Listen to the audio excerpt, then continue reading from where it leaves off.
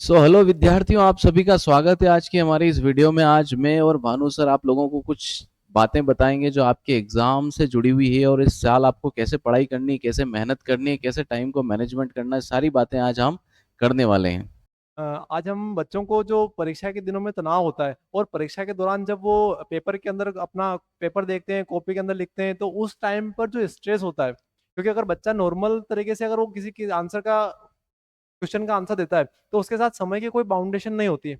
लेकिन उसी जगह जब उसको उस टाइम लिमिट के अंदर रह करके उस क्वेश्चन को सोल्व करना होता है, सारे क्वेश्चंस के आंसर आते हुए उनको लिखना करना, उसको मैनेज करना बड़ा डिफिकल्ट होता है स्टूडेंट्स के लिए। और कभी कभी उस तनाव के चलते उनके क्वेश्चन छूट जाते हैं उनके आते होने के बावजूद भी। तो अपन इन सभी चीजों पे डिस्कस करेंगे। तो बच्चों को एग्जाम हॉल के अंदर और एग्जाम हॉल से पहले, एग्जाम देने से पहले विद्यार्थी किस किस तरह से अपने तनाव को मैनेज कर सकता है, इन चीजों पे आप अपन डिस्कस करेंगे। तो बेसिकली आज हम क्या बात करने वाले हैं, एग्जाम जो कि बोर्ड की एग्जाम है उसका मैनेजमेंट कैसे करना है। क्योंकि पहली बार कई बच्चे जो 10th की बोर्ड एग्जाम दे रहे हैं वो पहली बार अपनी लाइफ में बोर्ड एग्जाम फेस कर रहे हैं। तो बोर्ड एग्जाम का एक स्पेशल ना उनके ऊपर स्ट्रेस होता है शुरू से लेकर आखिरी तक, और जब पेपर का टाइम आते आते तो पता नहीं वो किस एंजाइटी के अंदर चले जाते हैं कि आते हुई चीजें भी वो नहीं कर पाते हैं। तो पॉइंट टू पॉइंट हम चीजों को डिस्कस करेंगे कि बेसिकली आपको किस तरीके से पूरा जो है पूरा आपको क्या रूटीन फॉलो करना है, कैसे क्या चीजें आपको मैनेज करनी है, ताकि आपको एग्जाम आते आते आपको ये लगे कि बोर्ड एग्जाम बिल्कुल ईजी है, आप आसानी से उसको कर सकते हैं। तो सर सबसे पहले हमें क्या करना चाहिए, आप बताइए इसको मैनेज करने के लिए। सबसे पहले अपने को एग्जाम के जो हॉल होता है तो उसमें अपन जाते हैं, तो उसमें अपना जो भी मार्क्स होता है 100 मार्क्स का पेपर होता है। तो उस 100 मार्क्स को अब अपने पास जो उसके लिए 3 आवर्स होते हैं कंप्लीट करने के लिए, 3 आवर्स। अब 3 आवर्स के अंदर कितने मिनट होते हैं, 60 मिनट पर, तो 180 मिनट्स होते हैं। अब 180 मिनट्स में अपने को 100 को डिवाइड करना है। तो अपने पास 180 मिनट्स होते हैं 100 क्वेश्चन, 100 नंबर के क्वेश्चन करने के लिए। तो 1 नंबर का क्वेश्चन करने के लिए अपने पास अवेलेबल होते हैं 180/100। तो ऐसा, तो 10 क्वेश्चन 10 नंबर का अपने को अगर सबमिट करना तो उसके लिए अपने को 18 मिनट्स अवेलेबल होते हैं। तो अपने को किसी भी हालत में 10 मार्क्स के जो क्वेश्चन होते हैं उसको कम से कम 18 मिनट में करना है। यानी कि अपने पास जो 5 मार्क्स का जो क्वेश्चन आएगा उसको 9 मिनट से ज्यादा नहीं लगाना है। और 9 मिनट तो ज्यादा बता रहा हूं मैं, कम से कम उसको 8 मिनट के अंदर ही अपने को सोल्व करना है। ऐसा क्यों? क्योंकि बाद में अपने को कुछ क्वेश्चन के अंदर समय ज्यादा लग सकता है। शायद अपन कोई क्वेश्चन भूल जाए, तो भूल जाएंगे, या फिर उसको कम याद हो तो उसको अपने को सोचना पड़ेगा, तो सोचने के अंदर अपना टाइम भी कंज्यूम होगा। तो उस टाइम को अपन इस 9 से 8 करके अपन ने जो 1 मिनट का टाइम यहाँ पर बचाया है, उस टाइम का यूज अपन किसी जो क्वेश्चन अपने को नहीं आता है उसको सोचने में अपन लगा सकते हैं। तो आपको ऑब्जेक्टिव के लिए 5 नंबर क्वेश्चन के अगर 10 नंबर, जैसे अगर आपके पास 20 नंबर के ऑब्जेक्टिव आ रहे हैं तो आपको 18 का डबल 36, तो क्या आपको कम से कम 25 मिनट के अंदर 15 नंबर के ऑब्जेक्टिव सोल्व करने की आपको कैपेबिलिटी आपको डेवलप करनी है आपके अंदर। तभी आप आपने जो ऑब्जेक्टिव क्वेश्चन के अंदर जो समय बचाया है उन उन उस समय का यूटिलाइजेशन आप लॉन्ग आंसर, लॉन्ग क्वेश्चन जो आपके थ्योरेटिकल आंसर देने में आता है, जिनके अंदर आपको थिंक बेस्ड जो क्वेश्चन आते हैं, माइंड बेस्ड, जो उसी टाइम पे आपको देख करके सोल्व करना होता है, केस बेस्ड स्टडी, उसको आपको मैनेज करने में, उसको सोल्व करने में आपको समय ज्यादा मिलेगा अगर आप ऐसा करेंगे तो। तो बेटा ये तो बात हो गई कि कैसे आप जब एग्जाम हॉल में चले जाएं उसके बाद आपके सामने पेपर आ जाए, और फिर आपको जब टाइम मैनेज करना है तो कैसे करना है। लेकिन आपको पूरी प्रिपरेशन साल साल के स्टार्टिंग से लेके पेपर के हॉल तक जाने तक भी आपको बहुत सारी चीजें मैनेज करनी पड़ेगी। उसमें मैं आपको बताता हूँ कि सबसे पहले आपको एक बहुत अच्छा प्लानिंग तैयार करनी पड़ेगी। प्लानिंग इसमें मेन बात है। प्लानिंग क्या करनी है, तो प्लानिंग आपको करना है, देखिए प्लानिंग कैसे करना है कि आपके पास टोटल कितने सब्जेक्ट है। लेट से आपके पास 6 सब्जेक्ट है, 6 सब्जेक्ट है तो आपको 6 सब्जेक्ट स्कूल से पढ़कर आना है। उसके बाद आपको घर पे जाकर उन 6 सब्जेक्ट के लिखने से लेकर लर्न करने तक की चीजें कैसे मैनेज करनी है। साथ में आपका एक और चीज आपको सबसे ज्यादा फोकस में रखना है, वो है रिवीजन। स्टार्टिंग से आपको एक चीज पे बहुत ज्यादा ध्यान देना है बच्चों, इसको बिल्कुल भी अवॉइड नहीं करना है, ये अवॉइड करने लायक चीज नहीं है। जो बच्चे इसको अवॉइड करेंगे, जो है रिवीजन, अगर उसको अवॉइड कर दिया तो आप साल के एंड में जब आप पेपर दे के आएंगे तो आपके रिजल्ट्स वैसे नहीं आएंगे जैसा आप उनको एक्सपेक्ट करते हैं। ठीक है। अच्छा, दूसरी बात क्या है कि आपको हर एक विषय के लिए निर्धारित ब्रेक लेना पड़ेगा, निर्धारित टाइम आपको डिसाइड करना पड़ेगा कि कैसे आप कौन सा सब्जेक्ट कितना टाइम देंगे, उसको कितने टाइम तक प्रिपेयर करेंगे, उसके राइटिंग वर्क कितना करेंगे। क्योंकि राइटिंग वर्क भी बहुत ज्यादा जरूरी। देखिए आपकी लर्निंग ना दो टाइप की होती है। लर्निंग आपकी दो टाइप की होती है। कौन सी? एक तो आपकी जो माइंड में लर्निंग होती है, और एक होती है आपकी फिजिकल लर्निंग। फिजिकल लर्निंग कौन सी होती है? फिजिकल जो आपकी बॉडी डेवलप करती है, कोई मेमोरी है ना, जैसे आप कोई चीज लिख रहे हैं, कोई चीज आप देख रहे हैं, तो ये जो आपकी ना फिजिकल मेमोरी डेवलप हो रही है, तो ये भी आपको साथ के साथ करते जाना है। तो ये चीजें भी आपको ध्यान में रखनी है। और बताइए सर, और क्या कर सकते हैं अपन? बिल्कुल। जैसे कि आपने कहा है कि प्लानिंग, तो आपको सब्जेक्ट वाइज़ उसके बारे में सोचना पड़ेगा कि आपका जो सब्जेक्ट है वो कौन-सा सब्जेक्ट आपका स्ट्रॉन्ग है और कौन-सा सब्जेक्ट वीक है। तो आपको पूरे साल भर जो सब्जेक्ट आपका कमज़ोर है उस पे आपको ज़्यादा स्टडी करना पड़ेगी। उसको थोड़ा बाकी सब्जेक्ट से तुलना में ज़्यादा ध्यान उसके ऊपर, ज़्यादा समय उसके ऊपर देना पड़ेगा। और आपने बताया कि फिजिकल राइटिंग, तो आपको अपने लिखने की स्पीड बढ़ाना होगी। तो मैंने जो पिछले अभी समझाया था आपको कि समय बचाना, समय आप कैसे बचा सकते हो? तो आप अपनी स्पीड को बढ़ा करके आप किसी क्वेश्चन का आंसर कम समय में देकर के भी समय को बचा सकते हैं। शायद इससे आपको ये बेनिफिट मिले कि अगर आपको सोचने का वक़्त मिलेगा, तो मेरे को लगता है कि शायद 1-2 क्वेश्चन तो आपको एक्स्ट्रा बनेंगे ही बनेंगे अगर आपके पास समय होगा तो। क्योंकि बहुत सारे बच्चे क्या होते हैं, लिखने में सारा समय उनका चला जाता है। उनके पास किसी क्वेश्चन जो छूट गया उसके बारे में सोचने का समय नहीं मिल पाता है। तो वो क्वेश्चन वो छोड़ के आ जाते हैं एग्ज़ाम के अंदर। लेकिन अगर आपको कुछ समय मिलेगा, तो शायद आपका दिमाग उसमें कुछ 5-10 मिनट सोचे और उसका कुछ आंसर के किसी नतीजे पर पहुँचे, उसका आंसर सॉल्यूशन आपको मिल जाए। तो वो सोचने का जो समय होगा वो आपके नंबर में बढ़ोतरी कर सकता है। तो आपको अगर लिखने की स्पीड अगर आपने बढ़ाई और आपको पता होना चाहिए कि इस क्वेश्चन का आंसर कितना बड़ा है और मुझे इतना वर्ड लिमिट जो होता है उसको भी आपको ध्यान में रखना है। ऐसा है कि अगर क्वेश्चन में पूछा गया है कि आपका इसका आंसर 200-300 वर्ड के अंदर देना है और आप पूरे 5 पेज भर के आ रहे हो, तो कोई सेंस नहीं निकलता उस बात का। तो आपको वर्ड लिमिट जो होती है उसके बारे में भी आपको ध्यान रखना चाहिए। बिल्कुल सर, आप सही बात बोल रहे हैं, क्योंकि हम कई बार जब बोर्ड की कॉपीज वगैरह चेक करते हैं तो उसमें बच्चा मार्क्स के अकॉर्डिंग ना लिखते हुए उतना लिखता है जितना उसे आता है। अब मान लीजिए मार्क्स है, 6 मार्क्स का क्वेश्चन है और उसने याद 2 मार्क्स के हिसाब से किया था, तो वो सिर्फ छोटा सा आंसर लिख के आ जाता है वहां पे। और यही अगर उसने बड़ा कोई क्वेश्चन याद किया था और वो क्वेश्चन एग्जाम में 2 मार्क्स का आ गया, तो उसको भी लंबा चौड़ा 2-3 पेज का लिख के आता है, उससे उसका टाइम तो बिगड़ता ही है, साथ में जो एग्जामिनर है उसके माइंड में भी उसकी एक नेगेटिव छवि बनती है, क्योंकि ये समझ जाता है एग्जामिनर कि उसको मार्क्स के अकॉर्डिंग लिखना नहीं आता है, और एग्जाम में आपको मार्क्स के अकॉर्डिंग लिखना आना चाहिए। अच्छा, एक और बात इसमें मैं बोलना चाहूंगा कि आपको ना पढ़ाई करते टाइम छोटे छोटे ब्रेक्स लेने चाहिए। कैसे ब्रेक? मतलब ऐसा नहीं, बहुत सारे बच्चे तो ऐसे पढ़ाई करते हैं सर कि मतलब ब्रेक में पढ़ाई करते हैं।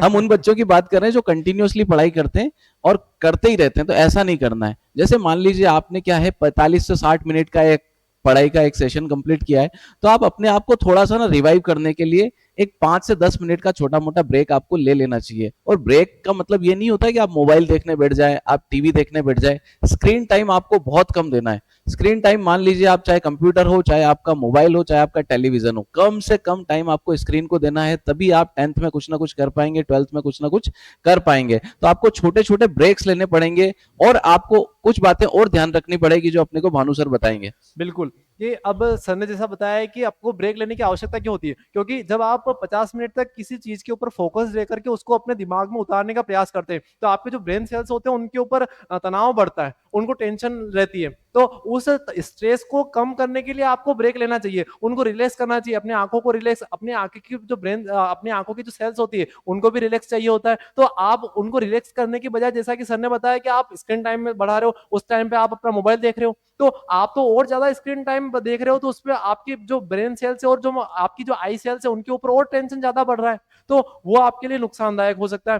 प्लस आपको भोजन का भी आपको प्रॉपर तरीके से मेंटेन करना चाहिए। आप एग्ज़ाम के दिनों में ऐसा भोजन ले रहे हो जिससे आपका स्वास्थ्य खराब हो रहा है। आप पानी पीने का प्रॉपर तरीके से ध्यान नहीं रह रहे हो। आप खाने-पीने की जो रूटीन है कि आप ठंडा खाने के बाद उसके ऊपर पानी पी रहे हो। आपको ऐसे ऊट-पटांग चीज़ें खा रहे हो, आप फास्ट फूड खा रहे हो जिनसे आपका पेट के हाइजीन खराब हो सकता है। तो वो सारी चीज़ें भी आपको उस एग्ज़ाम के दिनों में, क्योंकि वो एग्ज़ाम के जो दिन होते हैं, वो आपके पूरे साल भर का परिणाम होता है। क्योंकि आपने जो साल भर पूरे मेहनत करी होती है, वो उनके लगभग 1 महीने में आपको वहाँ पर रिप्रेज़ेंट करनी होती है। और अगर उसी दौरान अगर आपके स्वास्थ्य का खराब हो जाए, ऐसा हमारे बहुत सारे दोस्तों के साथ हुआ है कि वो एग्ज़ाम के दिनों में उनका एक एक दोस्त का था, उसका हाथ फ्रैक्चर हो गया था। तो अब उसके पूरे साल भर की मेहनत वहीं बर्बाद हो गई थी। तो आपको अपने स्वास्थ्य का प्रॉपर तरीके से ध्यान रखना है। बहुत सारे बच्चे देखते हैं कि ये जो एज होती है, इस एज के अंदर वो बाइक चलाना, कार और चलाना, स्पीडिंग तो करना। ओवर स्पीडिंग करना, तो बिल्कुल। तो उसकी वजह से भी आपको नुकसान हो सकता है। बिल्कुल, बिल्कुल। ये तो यूँ समझिए कि आप बेल मुझे मार। देखिए, आप साल भर मेहनत कर रहे हैं, आपने टेंशन ली, आपके घरवालों ने टेंशन ली, आपका सपना था कि किसी दिन मैं बोर्ड एग्ज़ाम दूँ, बोर्ड के एग्ज़ाम में अच्छा परफ़ॉर्म करूँ और आप ऐसी हरकत की वजह से कि जो बिल्कुल जिसका का कोई मतलब वो नहीं था, तुक नहीं बनता है। आपको कहाँ ज़रूरत है बाइक तेज़ चलाने की या फिर पहली बात तो आप इस एज में हो तो आपको बाइक चलाना ही नहीं चाहिए। घरवाले जी, आपको क्यों देते समझ नहीं आता मुझे। अच्छा, कुछ हरकतें बच्चे ऐसे कर लेते हैं कि जिनको करने की ज़रूरत नहीं पड़ती। कैसी?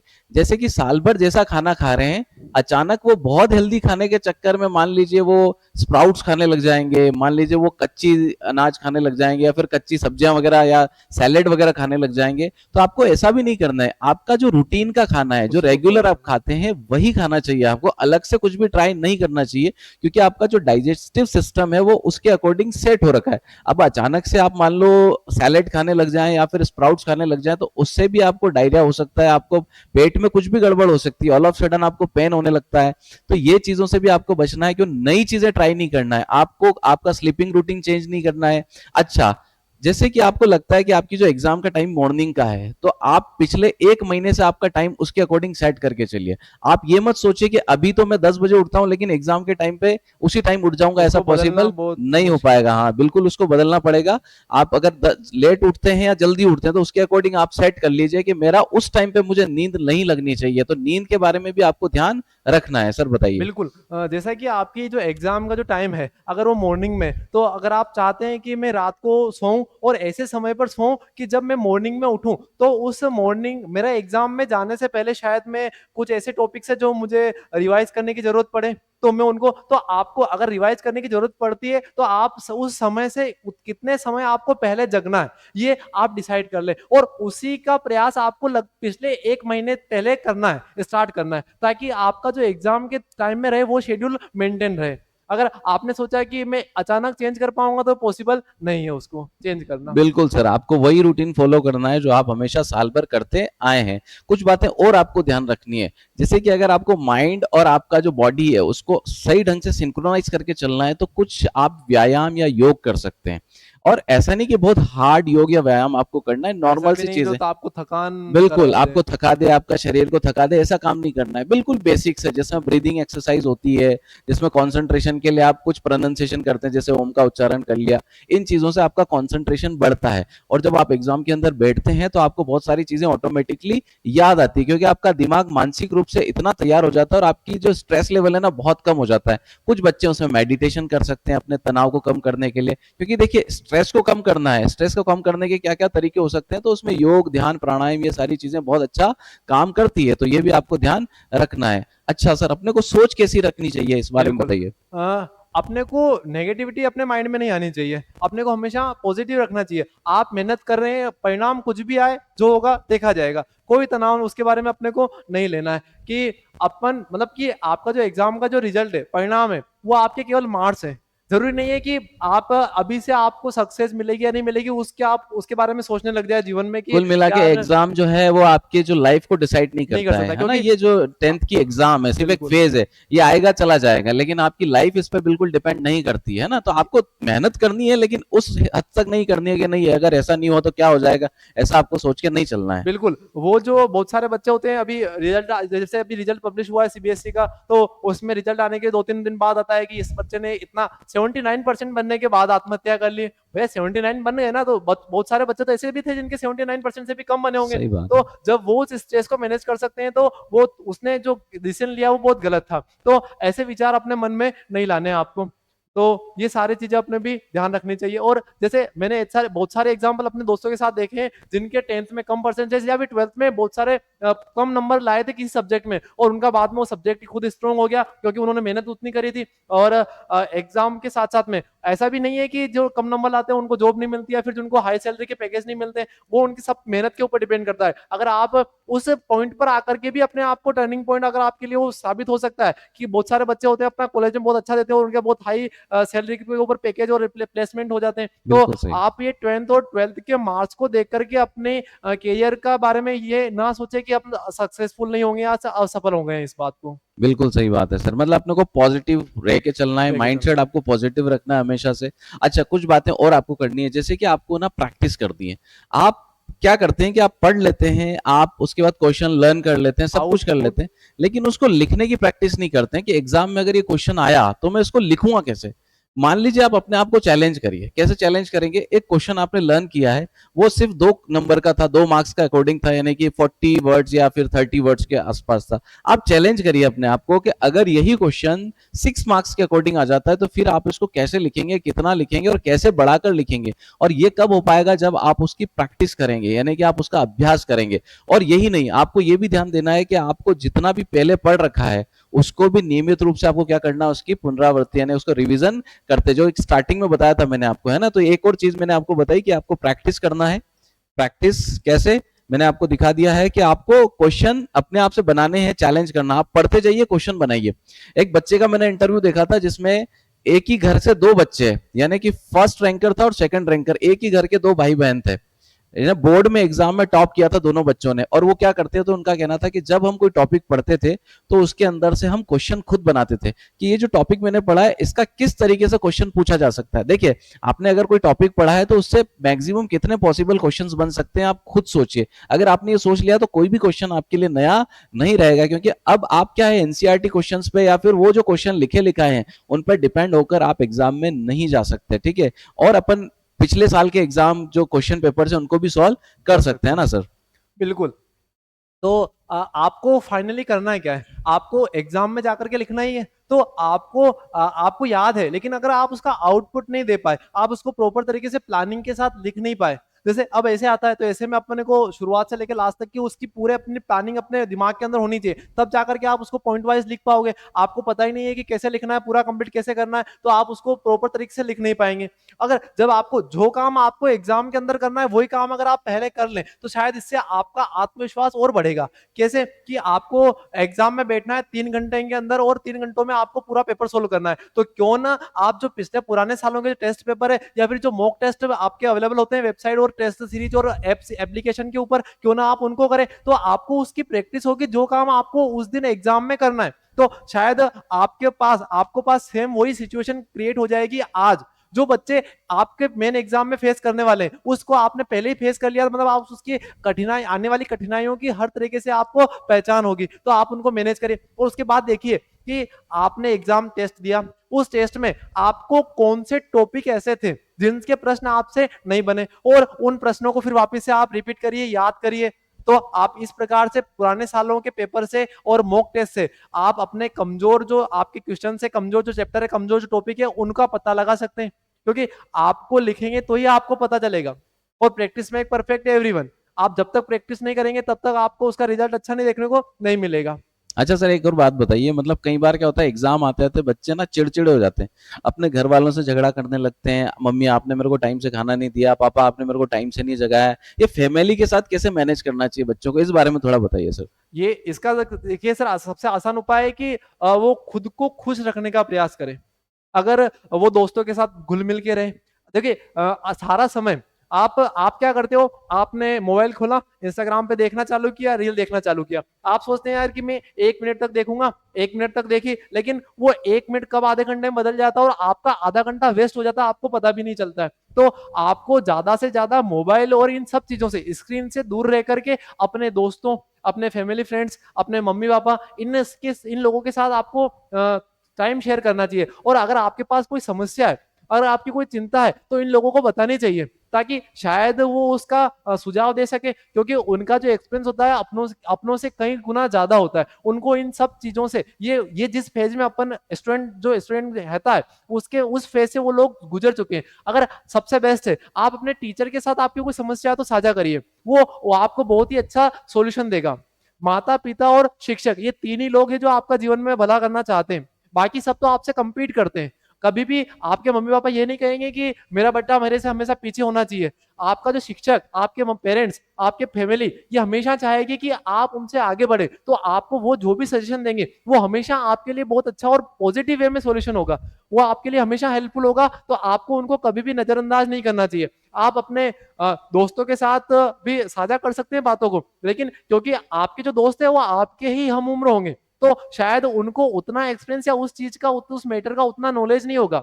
उसको उतना अच्छे से वो सजेस्ट नहीं कर पाएंगे कि इसका प्रॉपर सॉल्यूशन क्या हो सकता है, लेकिन आपके टीचर और आपके पेरेंट्स उस चीज को, उस समस्या को बहुत प्रॉपर तरीके से हल कर सकते हैं, और शायद इससे आपका जो तनाव हो, आपकी जो समस्या हो, उसका बहुत आसान से आपका हल मिल जाए। तो आपको अपने पेरेंट्स के साथ में, अपने टीचर्स के साथ में बहुत अच्छे से कोऑर्डिनेट करना चाहिए। बिल्कुल सर। अच्छा, एक और बात आपको ध्यान देनी है कि कई लाइफ में अपने जो होता है ना, कुछ शौक होते हैं, जैसे कुछ चीज़ें पसंद होती है अपने को, म्यूज़िक का शौक होता है या गेम्स का शौक होता है, ख़ास करके इंडोर गेम। इस टाइम पे आप आउटडोर गेम्स को तो ज़रूर अवॉइड करें, क्योंकि बाहर के एटमॉस्फेयर से या अनहोनी थकान। कुछ ना कुछ हो सकती है। आपको बिल्कुल। फिजिकल टायर्डनेस होगी, आपको फटीग होगी, उससे आपको पढ़ने में डिस्ट्रेस फील होगा, आप कहीं न कहीं उस चीज़ से भटक जाएँगे। नींद तो आप ऐसे शौक को आती टाइम दें जो ना आपका इंडोर हो, जैसे कि म्यूज़िक सुनना, पेंटिंग करना या बुक्स पढ़ना। बुक्स इन द सेंस कि आप कहेंगे सर ऑलरेडी हम इतनी बुक्स तो पढ़ ही रहे हैं, तो वो वाली बुक्स नहीं, आप लिटरेचर पढ़िए ऐसे टाइम पे। लिटरेचर कैसे? आप किसी की बायोग्राफी पढ़िए, किसी की ऑटोबायोग्राफी पढ़िए, वो आपको मोटिवेट करेगी कुछ अच्छा करने के लिए। अच्छा, इन चीजों से क्या होगा कि आपका मन भी खुश रहेगा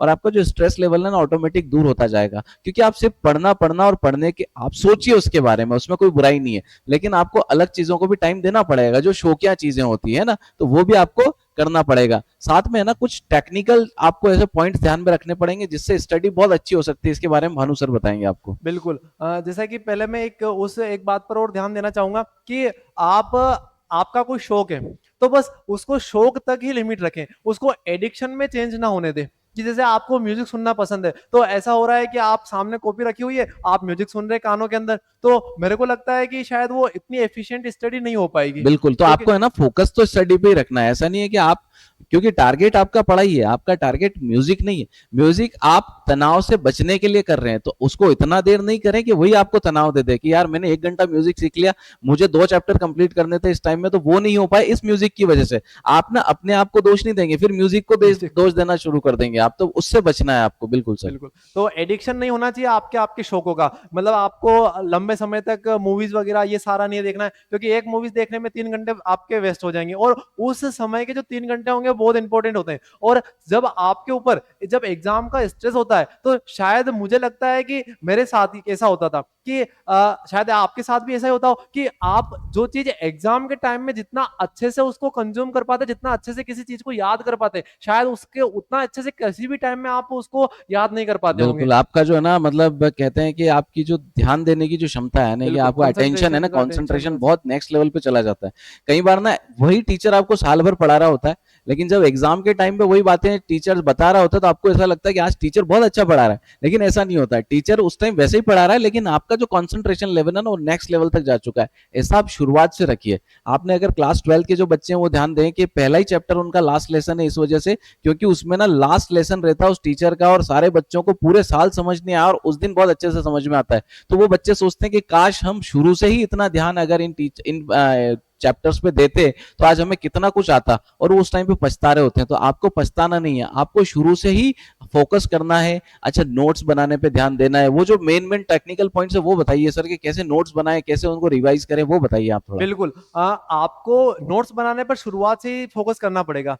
कारण इसका, क्योंकि जब एग्ज़ाम का जो टाइम होता है, उसमें आपको समय बहुत कम मिलता है, और अगर आप साइंस बैकग्राउंड से रहें, तो आपके लिए शायद 3 दिन भी अगर कम पड़ सकते हैं, शायद पूरे कोर्स सिलेबस को रिवाइज़ करने के लिए। फिज़िक्स, केमिस्ट्री, मैथ्स, बायो जैसे लेंथी सब्जेक्ट होते हैं। अकाउंट्स में भी सब्जेक्ट देखिए, 12th स्टैंडर्ड या 10th स्टैंडर्ड की बात की जाए तो उसमें तो थोड़ा कम समय लगता है, लेकिन 12th स्टैंडर्ड के लिए खासकर, उसमें जो सब्जेक्ट होते हैं बहुत ज़्यादा लेंथी होते हैं। अब उन पूरे सब्जेक्ट को तो आप रिवाइज नहीं कर सकते, तो आपको शॉर्ट नोट्स बनाने पे बहुत ज्यादा फोकस करना पड़ेगा, ताकि आप जब एग्जाम में आपको जो एक क्वेश्चन है, तो क्वेश्चन की हेडिंग और उसमें से जो इसके इंपॉर्टेंट वर्ड है, उन वर्ड को लिखना होगा। तो आप शॉर्ट नोट्स बना सकते हैं, आप फ्लैश कार्ड का यूज कर सकते हैं। आप अब जब आपको जिस बुक से आपको पढ़ना है, जिस नोट्स से आपको पढ़ना है, उन नोट्स में भी आपको जो इंपॉर्टेंट चीजें उनको अंडरलाइन करना चाहिए, ताकि आप अगली बार जब भी उस नोट्स को पढ़े, तब आपको पूरी लाइन पढ़ने की आवश्यकता ना हो, केवल आप उस अंडरलाइन वर्ड को पढ़ करके ही पूरी लाइन को समझ सकते हैं। क्योंकि बहुत सारी ऐसी स्टडी है जिनमें पाया गया है कि अगर आपने आपकी जो लाइन लिखी होती है उसका शुरुआत और लास्ट के एक दो लेटर भी अगर आपने पढ़ लिए, तो शायद आप पूरी लाइन का मीनिंग प्रॉपर तरीके से समझ सकते हैं। तो ये आपका समय बचाने में और रिवीजन को फास्ट करने में मदद करेगा। तो जहां बच्चे शायद एक बार रिवीजन कर पाए उस एग्जाम के दिनों में, शायद आपका वहां 3 बार रिवीजन हो जाए। तो रिवीजन सबसे मोस्ट, जैसा कि आप सर ने बताया था, तो आपको रिवीजन ज्यादा से ज्यादा करना है। तो ज्यादा से ज्यादा करने के लिए अपने को प्रॉपर तरीके से नोट्स बनाने होंगे, फ्लैश कार्ड का यूज करना होगा, अंडरलाइन करनी होगी अपने जो इंपॉर्टेंट चीजें उनको, वो सारी चीजें आपको मैनेज करना होगी। और ये जो काम है ये आपको शुरुआत से करना है, कभी भी टीचर को अन्यथा ना ले। आपका जो शिक्षक है उसको बहुत लंबे समय का एक्सपीरियंस है, कोई भी शिक्षक हो वो आपको बहुत ज्यादा, आपसे पहले कई बच्चों को पढ़ा चुका है, तो वो जो बात कहता है उसको प्रॉपर तरीके से सुने, उसको ओ में निकालने की आदत छोड़ दें। क्योंकि बच्चे क्या समझते हैं, अरे यार ये तो टीचर है, ऐसे बोलता रहेगा, ऐसे करता रहेगा, लेकिन वो बात बहुत गलत है। आपको उस चीज का पछतावा जब आप एग्जाम दोगे या फिर उस एग्जाम के बाद, तो जब वो आप एक टीचर से फोन लगा के कहोगे कि सर ऐसा ऐसा हुआ है, तो वो कहेगा कि बेटा मैंने तेरे से कहा था तू रिवाइज कर ले, तू ये कर ले, तू वो कर ले, लेकिन तूने उस पर ध्यान नहीं दिया। तो आपको टीचर की हर बात के ऊपर प्रॉपर तरीके से ध्यान देना चाहिए। बिल्कुल सर, बिल्कुल सही बात है। देखिए टीचर का कोई एक मोटिव होता है, बिल्कुल इसमें कोई गलत बात नहीं है। टीचर भी ये चाहता है कि उसका पढ़ा हुआ बच्चा कहीं ना कहीं एक अच्छे मार्क्स लेकर आए, तो उसको भी प्राउड फील हो कि यार मैंने पढ़ाया उस बच्चे को। तो मतलब अच्छा, दूसरी बात ये है कि अच्छा सर बता रहे थे कि रिवीजन फास्ट कैसे कर सके, उस बात पे एक बात मैं ऐड करना चाहूंगा कि अभी रिसेंटली मैं कुछ चीजें पढ़ रहा था, उसमें एक बात लिखी हुई थी कि हमारा माइंड इतना कैपेबल होता है कि अगर आपने कोई चीज एक बार पढ़ रखी है तो उसका अगर आप क्या कर सकते हैं, जैसे मान लीजिए बुक है, उस बुक की जो आपकी विड्थ है ना, वो मान लीजिए 5 इंचेस है। 5 इंचेस में से अगर आप शुरू का 1 इंच और आखिरी का 1 इंच नहीं भी पढ़ते हैं, मतलब एक लाइन ड्रॉ कर दें, उसके बीच बीच का भी पढ़ेंगे आप, तो आपका माइंड इतना कैपेबल होता है कि वो पूरा का पूरा आपको रिवाइज करा देगा। मैं आप समझ नहीं पा रहे होंगे तो मैं बताता हूँ। जैसे कि ये बुक है आपकी, ये बुक है, ये बुक की पूरी विड्थ है। अब यहाँ पे मैटर लिखा हुआ है, पूरी पूरी लाइंस लिखी हुई है। अब आपको क्या करना है, जब रिवीजन आप करें तो यहाँ से 1-1.5 इंच यहाँ से गायब कर दे और 1-1.5 इंच यहाँ से गायब करके बीच बीच का पढ़े। इससे आपको इतना एक्स्ट्रा पढ़ना भी नहीं पड़ेगा, और ये केवल बीच बीच का पढ़ के ही आपका माइंड पूरा रिकैप कर लेगा कि आपने उस टाइम पे क्या पढ़ा था। ये मैंने अभी रिसेंटली उसको ट्राई भी किया है और ये बिल्कुल सही बात है। लेकिन ये रिवीजन के टाइम ही काम आएगा। रिवीजन के बहुत सारे तरीके होते हैं, रिसेंटली ये नया तरीका मैंने देखा तो मेरे को लगा आपके साथ शेयर करना चाहिए, इसलिए मैंने आपको बता दिया। इसके अलावा जैसे आप रिवीजन करते हैं बिल्कुल वैसे करिए, उसमें कोई बुराई नहीं है। अच्छा सर, इतना सब करने के बाद भी अगर मान लिया बच्चा है वो तनाव से बाहर नहीं आ पा रहा है, प्रॉब्लम अभी उसको फिर भी रह रही है, एंजाइटी रह रही है और रात को सो नहीं पा रहा है, तो फिर उसे क्या करना चाहिए? बिल्कुल। तो ये एक बहुत सीरियस टॉपिक होता है। तो अपन सोचते हैं कि यार ये तनाव जो है ये ऐसे ही नॉर्मल है, लेकिन अपने को इसको बहुत सीरियस लेने की आवश्यकता है। क्यों? क्योंकि जैसे फॉरेन कंट्रीज जो है वहां पर तो प्रॉपर तरीके से बच्चों की काउंसलिंग की जाती है, उनको उनके साथ उनका हिस्ट्री चेक की जाती है कि उनको क्या बचपन में कोई समस्या थी या फिर वो जो तनाव है उसका कारण क्या है। तो प्रॉपर तरीके से इसके जो साइकियाट्रिस्ट होते हैं उनकी आपको मदद लेनी चाहिए। आपको आपके फैमिली के अंदर अगर कोई ऐसा डॉक्टर वगैरह है, फिर ऐसा कोई मनोवैज्ञानिक जो है, तो उन मनोवैज्ञानिक लोगों की मदद भी आप इसके अंदर ले सकते हैं। प्रॉपर इसका बिल्कुल, बिल्कुल। ट्रीटमेंट होता है बिल्कुल सही। सिस्टमेटिक। हमारे यहाँ तो क्या है कि जैसे कोई मनोवैज्ञानिक का नाम भी लेता है ना, तो घर वाले यूं डरने लग जाते हैं या फिर कई लोग मजाक उड़ाने लगते हैं कि इसको साइकेट्रिस्ट के पास जाना पड़ रहा है, तो ये पागल तो नहीं हो गया। पागल बन। देखिए, एक वर्ड हमारे यहाँ पे बहुत कॉमन हो चुका, पागल। पागल जैसी कोई चीज नहीं होती। अगर आपको जरा सी भी कोई मानसिक तनाव या आपको ऐसा फील हो रहा है कि मुझे नींद में दिक्कत है या फिर मुझे एंजाइटी हो रही है, मुझे खाना खाने में प्रॉब्लम आ रही है, क्योंकि अगर माइंड का कनेक्शन ना आपके पेट से भी होता है, तो अगर आप खाने में प्रॉब्लम आ रही है, आपको डाइजेस्टिव प्रॉब्लम होने लग गई इन्हीं चीजों की वजह से, इसको ना साइकोसोमेटिक इफेक्ट कहते हैं। आपके मतलब दिमाग की वजह से आपका पेट खराब हो रहा है, बॉडी खराब हो रही है, आपको बुखार आने लग गया, सिर दर्द होने लग गया,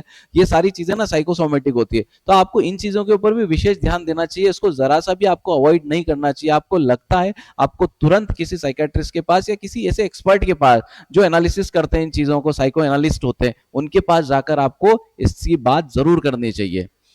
तो सर मेरे ख्याल से सारे पॉइंट्स हमने बिल्कुल कोशिश सर। करी है कि इस वीडियो में हमने कंपेयर मतलब और भी बहुत सारी बातें हैं जो हम आपको आने वाले टाइम में बताएंगे, सिखाएंगे, कैसे आप टाइम मैनेजमेंट कर सकते हैं, स्ट्रेस मैनेजमेंट कर सकते हैं। इन सारे टॉपिक के ऊपर जो हमने आज डिस्कस किए हैं, कम से कम 9 टॉपिक हमने डिस्कस कर लिए हैं आज। इनफैक्ट हमने 10 टॉपिक डिस्कस किए हैं, जिसमें 10वां पॉइंट हमारा था कि हमको अगर कोई प्रॉब्लम आती है तो हमें साइकेट्रिस्ट से मिलने से भी घबराना नहीं चाहिए। तो इनके ऊपर हम सेपरेट भी वीडियो बनाने की कोशिश करेंगे, और अगर आपके कोई सवाल है या ऐसा कुछ है तो हम लाइव सेशन में आकर आपको इन चीजों के बारे में समझाएंगे।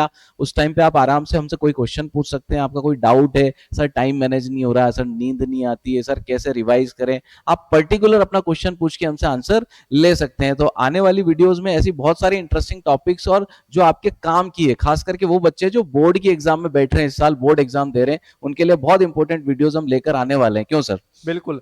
तो अगर आपको कोई पर्सनली हेल्प भी चाहिए तो आप हमें इंस्टाग्राम पर फॉलो कर सकते हैं, आप उसके ऊपर मैसेज कर सकते हैं, तो हम आपसे वहाँ पर आपको जैसे ही समय मिलता है हम आपसे वहाँ से कॉन्टेक्ट करने का प्रयास करेंगे और आपकी जो भी समस्याएं होगी उनको सुनेंगे, समझेंगे और उनको आपको कन्वे करेंगे कि इसका जो सॉल्यूशन हो सकता है वो क्या क्या हो सकता है। तो आप हमें फेसबुक, इंस्टा, व्हाट्सएप, यूट्यूब, सारे प्लेटफॉर्म जो है उसकी लिंक हमने और दे ही रखी है। सबसे पहले तो अगर आपने सब्सक्राइब नहीं किया चैनल को तो बिल्कुल। सब्सक्राइब करिए, तो क्योंकि नेक्स्ट टाइम अपन तुक्के से मिले ना मिले, आज तो मिल गए लेकिन हो सकता है नेक्स्ट टाइम हम ना मिल पाए, क्योंकि बिल्कुल। वीडियोस बहुत इंपॉर्टेंट आने वाली है आप लोगों के लिए, है ना। पढ़ाई से संबंधित वीडियोस तो आएगी ही, लेकिन कैसे आप अपनी लाइफ को मैनेज करें वैसी भी वीडियोस हम बनाने वाले हैं तो इसमें। बिल्कुल सब्सक्राइब करने के साथ-साथ बेल का आइकॉन भी ज़रूर दबाएँ, क्योंकि आपको नोटिफ़िकेशन उसी से मिलेगा हमारी आने वाली नई अपडेटेड वीडियोज़ का।